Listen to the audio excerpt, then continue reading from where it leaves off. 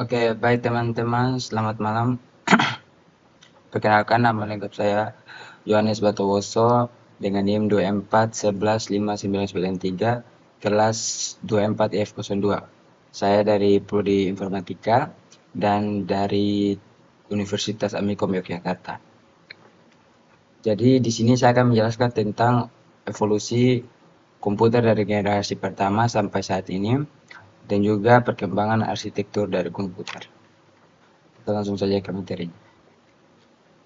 Oke, pada generasi pertama dari tahun 1940 sampai 1956, yaitu tabung vakum.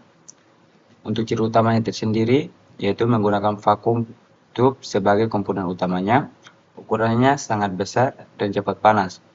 Bahasa pemrogramannya masih berupa bahasa mesin atau binary.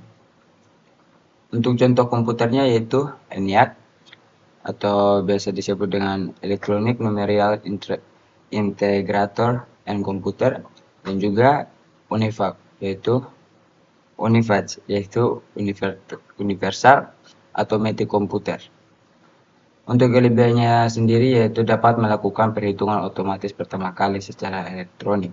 Jadi untuk perhitungan elektronik itu pertama kali ya pada tahun ini 1940 sampai 1956 dengan adanya tabung vakum ini. Untuk kekurangannya sendiri yaitu masih boros listrik, lambat, besar, mahal, dan juga mudah rusak. Oke, untuk generasi kedua yaitu menggunakan transistor.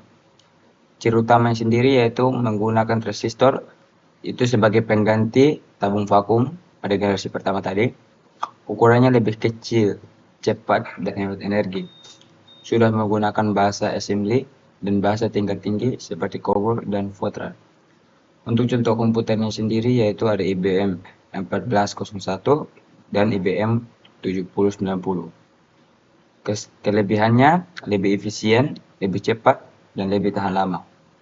Kekurangannya masih menghasilkan panas meski lebih sedikit. Jadi untuk kekurangannya itu dia mesinnya masih agak panas, tapi tidak sepanas pada generasi pertama tadi. Oke, untuk generasi ketiga yaitu dari tahun 1964 sampai 1971, yaitu ada Integrated Circuit atau biasa disebut IC.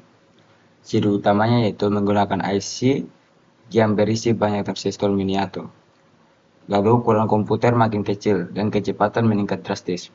Mulai digunakan sistem operasi sederhana dan monitor CRT. Jadi pada generasi ini kecepatan dari mesin komputer itu sudah mulai meningkat drastis dan sudah mulai menggunakan sistem operasi sederhana dan monitor CRT. Untuk contoh komputernya yaitu IBM System Per360 dan PDP-8. Kelebihannya dapat menjalankan lebih dari satu program atau biasa disebut multi-programming. Kekurangannya yaitu biaya produksi masih cukup mahal. Karena sudah banyak keunggulan dari komputer ini, jadi untuk memproduksinya masih membutuhkan biaya yang lumayan banyak.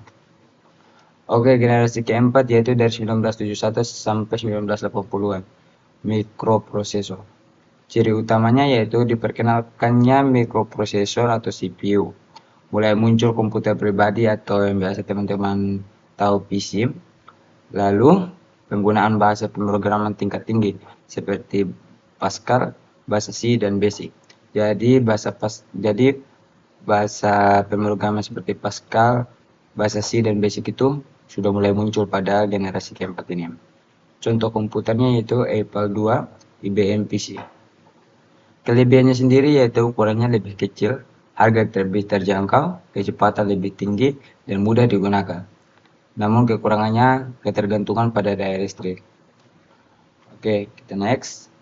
Generasi kelima dari tahun 1980-an sampai sekarang ini, yaitu komputer modern dan AI.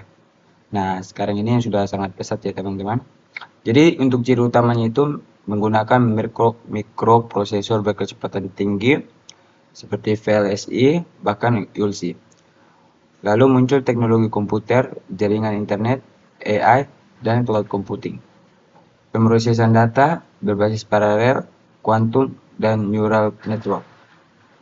Untuk contoh komputernya sendiri yaitu ada laptop, smartphone, server AI, komputer kuantum. Jadi untuk generasi kelima ini mungkin teman-teman sudah tidak asing dengan komputer yang muncul pada generasi ini karena teman-teman semua sudah sedang memakainya lah. Untuk kelebihannya sendiri yaitu kecepatan sangat tinggi, multifungsi, dan terhubung dengan internet. Jadi sekarang sudah ada internet, jadi kita bisa menghubungkan semua komputer kita dengan internet, dan komputer ini bisa multifungsi ya, bisa digunakan untuk apa saja. Namun untuk minusnya yaitu harganya tinggi. Ya dengan teknologi yang canggih, ya untuk harga produksinya mahal, jadi untuk pembeliannya juga cukup mahal. Dan adanya isu keamanan data. Mungkin untuk keamanan datanya masih kurang ya teman-teman. Oke, sekarang kita akan bahas tentang perkembangan arsitektur komputer. Yang pertama, von Neumann Architecture pada tahun 1940-an. Semua data dan instruksi disimpan dalam memori yang sama, terdiri dari CPU, ALU, control unit, dan memori, masih menjadi dasar arsitektur komputer modern. Nah, yang kedua ada Harvard Architecture, yaitu memisahkan memori untuk data dan instruksi, jadi sudah tidak disatukan lagi sama seperti von Neumann Architecture tadi yang masih disatukan. Di Harvard itu memori untuk data dan instruksinya sudah dipisahkan. Lalu banyak digunakan di microcontroller dan embedded system. Yang ketiga ada RISC. Itu menggunakan sedikit instruksi yang sederhana namun cepat.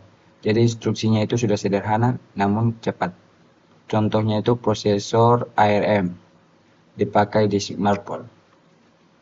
Yang keempat ada CISC, memiliki banyak instruksi kompleks, misalnya Intel x86, lalu cocok untuk komputer desktop.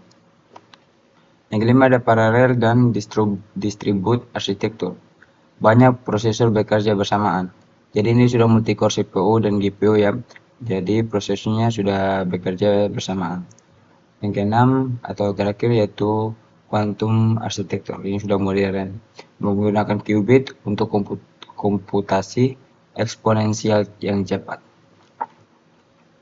Oke, kesimpulan dari pembahasan saya teman-teman yaitu evolusi komputer menunjukkan peningkatan besar dalam hal kecepatan, ukuran, efisiensi, dan kecerdasan. Dari tabung vakum raksasa hingga komputer kuantum dan AI.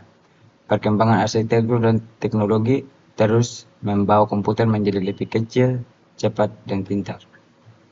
Untuk contoh-contoh komputernya, ini untuk yang Univad, ini untuk contohnya. Lalu IBM 1401 ini contohnya. Lalu pada PDP-8 ini contoh komputernya. IBM PC ini contoh komputernya. Lalu laptop ini yang untuk yang pada zaman sekarang. Jadi ini pada generasi pertama, generasi kedua, generasi ketiga, generasi keempat, dan generasi kelima yang sampai saat ini masih kita gunakan. Jadi sekian dari saya teman-teman. Terima kasih dan sampai jumpa.